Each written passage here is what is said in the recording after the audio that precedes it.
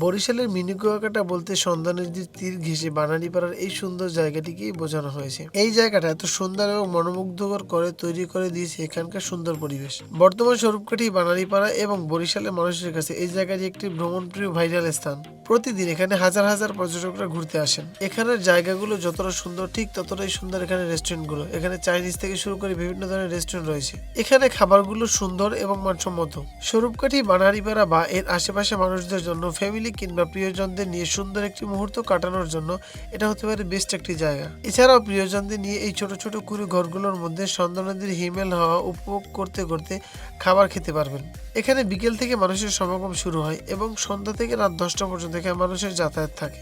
বানারীপাড়ার এই সুন্দর জায়গাটিতে আসার জন্য যাতায়াত ব্যবস্থার কথা বলতে গেলে বলতে হয়, জায়গাটি বানারীপাড়া নদীর পাশে অবস্থিত। স্বরূপকাঠি থেকে এখানে আসার জন্য স্বরূপকাঠি কাউন্টার থেকে প্রতিজন 20 টাকা টিকিটের মূল্য দিয়ে আপনি এখানে চলে আসতে পারবেন, অথবা বরিশাল থেকে আসতে গেলে জনপ্রতি 50 টাকা ভাড়া নেবে বানারীপাড়া পর্যন্ত। আপনি এখানে এসে রিক্সা বা অটো যে কোনো কিছু নিয়ে আপনি নদীর পাড়ে চলে যেতে পারবেন। আর হ্যাঁ, ভিডিওটি যারা এতক্ষণ দেখছিলেন সবাইকে অনেক অনেক ধন্যবাদ। একটা অনুরোধ থাকবে, আমার ভিডিওতে একটা লাইক দিয়ে দিন, একটি ফলো দিয়ে দিন। আপনার এই ছোট্ট সাপোর্টটি আমাকে নতুন ভিডিও করতে উৎসাহিত করবে।